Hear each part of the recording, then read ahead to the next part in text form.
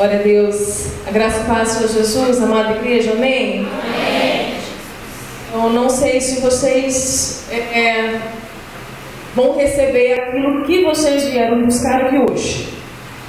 Eu só sei que eu estou aqui como instrumento de Deus para dar a vocês aquilo que Ele quer que vocês saiam daqui hoje. E muitas vezes é assim. Nós buscamos a Deus, vamos até Ele por algum motivo, alguma motivação, em alguma área que nós somos necessitados. E muitas vezes Ele, que é muito além do que pensamos, imaginamos, ou sonhamos, ou planejamos para nós, Ele nos dá algo muito maior. Só que algumas vezes saímos meio que frustrados. Não é isso que eu queria, né? Não é mais ou menos, não é bem assim que eu queria ouvir. E eu falo que eu estou numa missão que não compete a mim escolher o que eu quero pregar, o que eu quero falar. Porque eu entendi que a mensagem da cruz, que o evangelho da cruz é submissão, é entrega total, é morte, é renúncia. E a partir do momento que eu entendo isso, eu vou buscar de Deus o que Ele quer, o que Ele tem. Eu acho que essa é uma parte muito difícil para a vida cristã. Porque nós achamos que sabemos, achamos que pensamos que sabemos planejar o que é melhor para nós. Se eu fosse planejar ou projetar o que seria melhor para mim, eu não estaria aqui. Lógico que na minha cabeça não seria isso. Mas eu confesso que eu estou servindo um Deus que me surpreendeu. Um Deus que desde os 10 anos de idade me chamou. Ele me convocou aos 10 anos de idade. Aos 12 anos de idade, eu tive um chamado para missões, meu chamado de missionária. Apesar de todo cristão é missionário, eu falo que Deus é missionário, a Bíblia é missionária, Cristo é um missionário que veio à Terra em uma missão. Nós somos convocados a sermos missionários. Não é uma opção do cristão. Nós estamos numa missão. Só que aos 12 anos, o chamado de missões foi específico na minha vida. Eu não sabia para onde eu iria. Eu só sei que meu coração ardia de amor por Ele. Só que na minha adolescência eu me distraí muitas vezes. Na adolescência eu me afastei de Deus por muitas vezes. Muitas circunstâncias que são tão banais que hoje a gente olha para trás e olhamos e vemos aonde nós caímos em determinado ponto da nossa caminhada. Eu não acredito que eu caí nisso, né? E é uma coisa tão comum que tem às vezes levado todo adolescente à queda espiritual, né? Porque são tão facilmente atraídos pelo mundo. Eu trabalho com adolescentes jovens há mais de 15 anos. Eu creio que aonde o diabo me envergonhou, Deus me exaltou. Porque em tudo que eu passei na minha adolescência, o Senhor me deu uma bagagem, uma experiência para trabalhar justamente com eles, na área deles. E uma coisa que eu olho para trás, eu não acredito que eu caí nisso. Música mundana. Era a arma que o diabo usou contra a minha vida. Tem pessoas que a música secular não faz efeito nenhum contra ela, mas contra algumas pessoas, principalmente adolescentes, leva assim a um cativeiro que você não vê. E muitas vezes ouvindo e deixando que entrasse na minha mente músicas tão poderosas, tão malignas, eu não percebi que aquilo sim seria um motivo de queda na minha vida espiritual. Mas eu voltava. Como muitos desviados, né? O desviado não sai da igreja. Muitos ficam na igreja, estão desviados na igreja. Há uma igreja enorme de desviados dentro da igreja. Eu acho que essa igreja está muito grande, a igreja de pessoas que se desviaram. E há também uma igreja enorme já de desigrejados, daqueles que já saíram, não querem mais nem congregar. Esse é o momento que nós estamos vivendo na fé. Só que como desviado eu não saía da igreja. Então teve mais. O Espírito Santo tinha acesso ao meu coração. Ele nunca perdeu o acesso ao meu coração. Eu entristeci o Espírito Santo. Quando nós pecamos, nós entristecemos o Espírito Santo. E nós vamos entristecendo. E há um grande perigo nisso. Porque corremos o risco de apagá-lo, de extingui-lo. E ele ficar inoperante em nossas vidas. E isso sim é perigoso. Mas eu louvo a Deus que eu não cheguei nesse ponto. E quando eu voltava, eu me reerguia. E aos 16 anos de idade, o Senhor vai então e confirma o meu chamado de missões. Seria para a Albânia, um país muito, muito pobre, o mais pobre da Europa. E eu estava sendo então já atraída para Jocum, jovens com uma missão em Belo Horizonte, e lá que eu seria formada como missionária para ser enviada. E o diabo deu ali a última cartada dele. Eu falo que os adolescentes que têm chamado, sabem que são chamados desde cedo, já é um desafio muito maior do que para muitos cristãos, porque aí se torna uma presa muito fácil, porque nós nos distraímos da nossa identidade cristã e ele rouba. E ele roubou isso aos 16 anos de idade, sem eu perceber mais uma vez. Eu conheci dessa vez, foi com uma pessoa, um rapaz, um ímpio que eu me apaixonei por ele. E eu achei assim, eu vou namorar e vou levar ele para a igreja. Eu estava ouvindo a história aqui do pastor Calife, eu achei linda a história dele, porque eu acho que foi o contrário, né? Ele filmou você, né, pastor? E hoje ele falou que é você, vai ele para frente, isso é coisa boa. Só que na minha cabecinha, né, a gente às vezes fala, comete com as coisas, né? Na minha cabecinha de adolescente, não, vou levar ele para a igreja. O rapaz estava apaixonado e minha família gostou dele, não, vou levar ele para a igreja, simples assim. Começamos a namorar, um rapaz 10 anos mais velho do que eu, ficamos noivos, até então ele não tinha ido à igreja comigo nenhuma vez, eu já estava desviando novamente, e nós nos casamos. Aos 17 anos de idade, eu casei com um ímpio, um homem que não tinha o mesmo chamado que o meu, não tinha a mesma visão de fé, não tinha a mesma unidade de fé. E foi um casamento que eu vivi um cativeiro, porque no casamento eu já tinha aprendido que era para sempre. Na minha cabeça aquilo ali era para sempre. Então eu chorava aos pés do Senhor, Senhor, salva ele. Senhor, salva ele, eu preciso voltar para o Senhor, eu tenho saudades do Senhor, eu não aguento mais, eu tenho saudade de alimentar na Tua presença, eu tenho saudade de adorar o Senhor com a igreja, com o corpo de Cristo, eu estou caminhando sozinha, não aguento mais.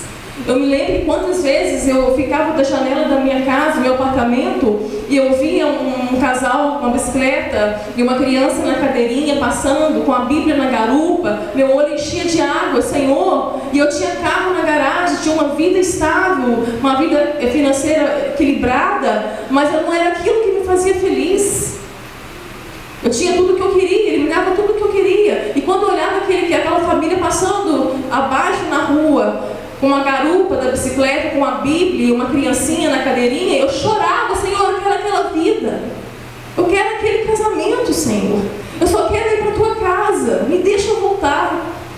E meus pais faziam orações secretas sem eu saber. Meus pais, 3 horas da manhã, falavam, o Senhor leva ele, ou o Senhor salva.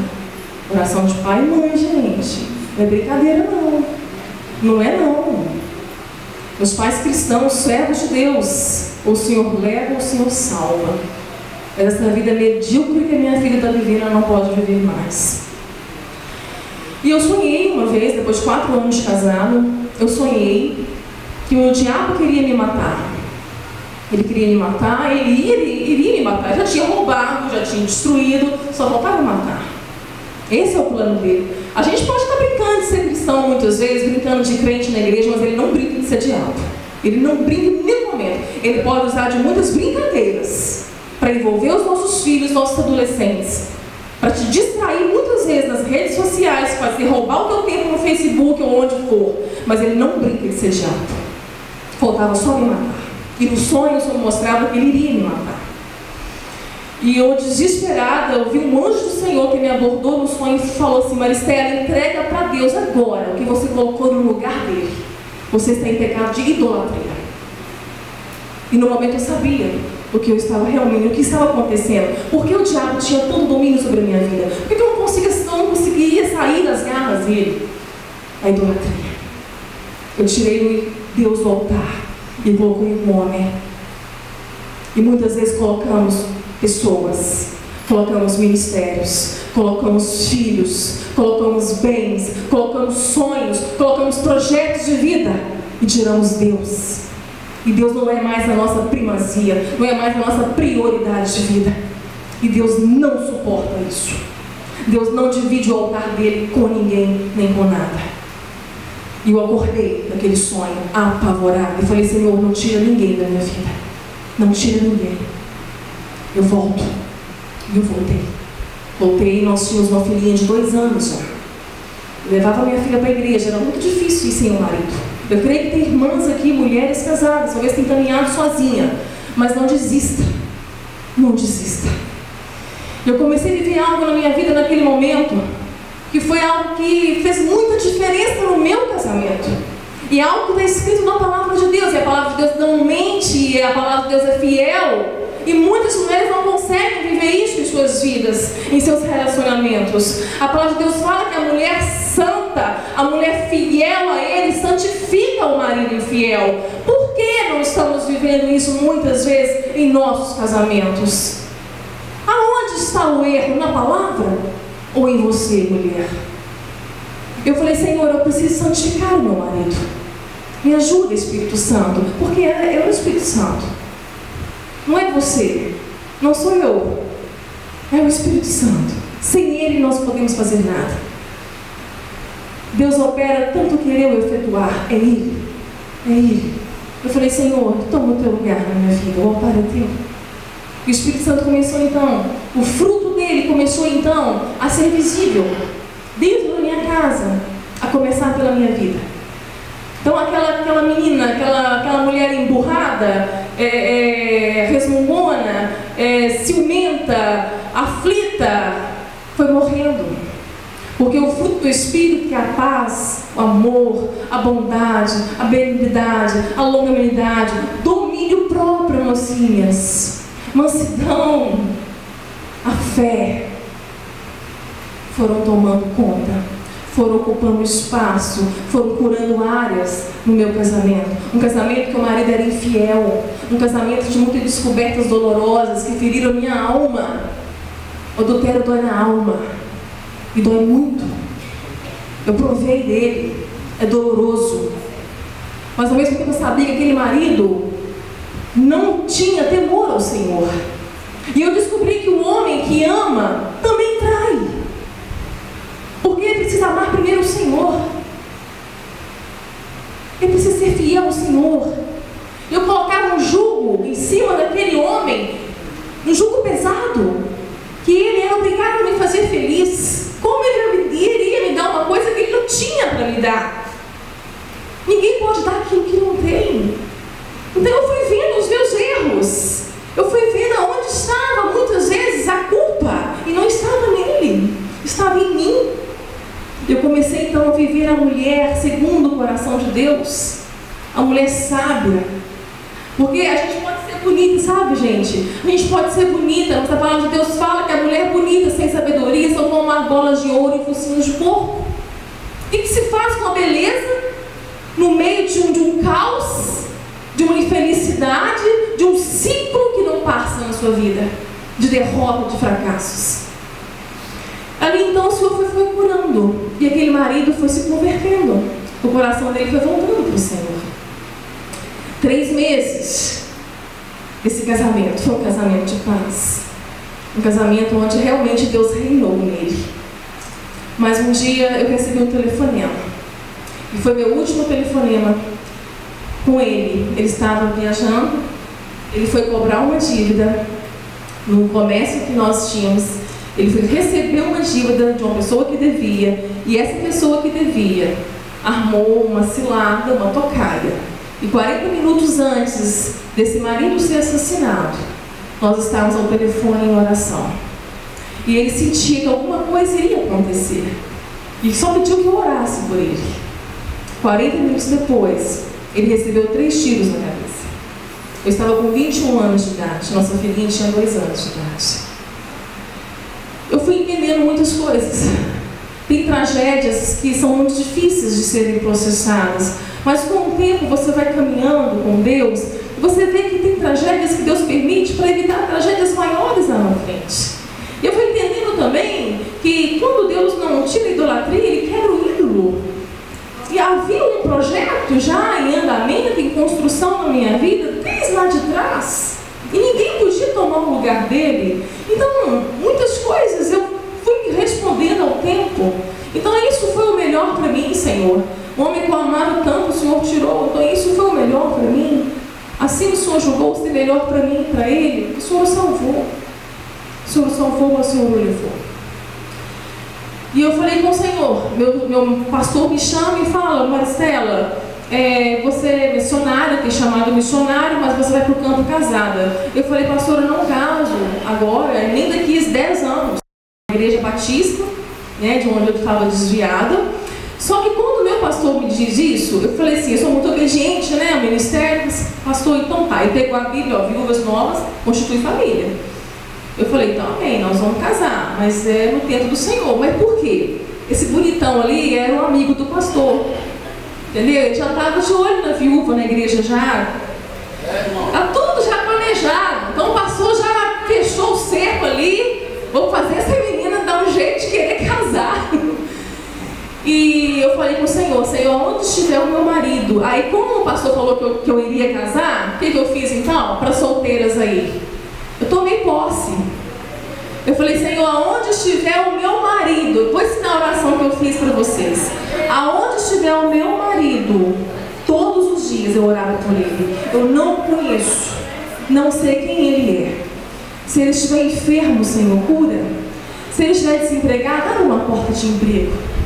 Se ele estiver passando por uma situação difícil, Senhor, vá à frente. Eu comecei a gerar por este homem que eu não conhecia amor sem conhecê-lo. Mas eu sabia que o Senhor iria me dar capacidade para escolher, porque Ele não ia escolher para mim. Deus não escolhe para você. Deus pode te dar para você flashes, mas escolher para você não. Isso é uma responsabilidade sua. Ele te capacitou para isso. O Espírito Santo opera em nós justamente para nos ensinarmos a fazer escolhas sábias, escolhas dentro do que Ele tem para nós. Eu só pedi uma coisa ao Senhor: Senhor, me dá discernimento para escolher um homem que ame mais o Senhor do que a mim. Que este homem nunca venha tirar o Senhor do altar e me colocar. Ele tem que amar mais o Senhor do que a mim, porque eu não quero sofrer de novo tudo que eu sofri. Um homem que venha ser um bom filho, que venha respeitar a mãe, para que ele também me trate com amor. Senhor, um homem que venha amar a família, que a família esteja no coração dele. Não pedi ao Senhor que fosse rico, que não importava se fosse pobre, que podia ser aquele homem lá de bicicletinha lá, que me levasse para a igreja. Eu nunca esqueci daquilo. Eu só queria ser feliz ao lado de alguém que amava o Senhor. Aí eu conheci o bonitão. Só que o nosso foi um pacote também, pastor. Foi um pacote, a viúva foi um pacote. Isso é muito sério. Porque eu estava definindo ali no namoro, todo namoro cristão é por propósito de casamento. Ele não pode ser sem propósito de casamento. Não pode.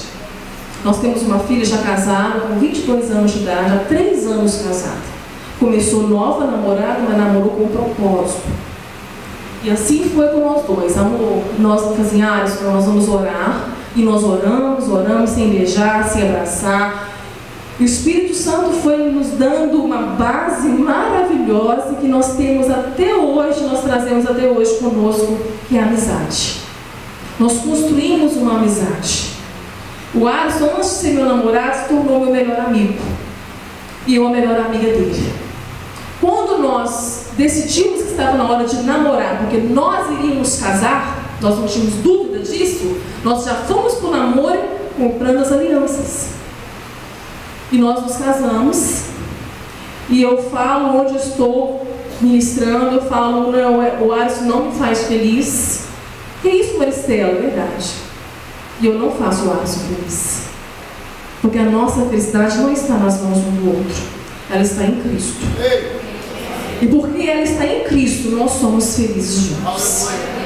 Não temos fardos pesados em cima um do outro. Nós amamos um ao outro. E amamos muito mais o Senhor. Nisso, a Luana já estava com 4 anos, quando nós nos casamos. A Luana tem o Alisson como pai, o ama como pai, desde quando o conheceu como pai aos 3 anos de idade. E ela pediu para chamar ele de papai aos 3 anos de idade. Então é maravilhoso, tudo que Deus faz é perfeito.